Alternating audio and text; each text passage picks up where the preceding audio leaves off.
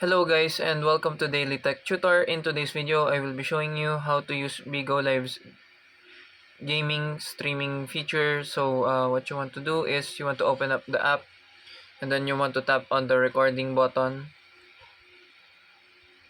The live button. So you want to tap on game live. And then as you can see here, I have already set the settings. Make sure to set those settings first in order to improve your live.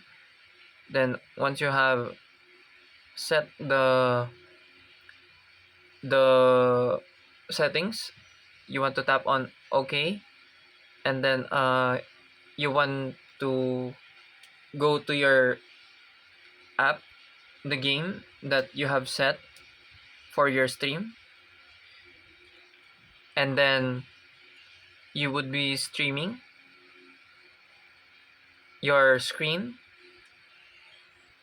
to many people on Bigo Live. So that's it. I hope this video was helpful. Please leave a like and subscribe.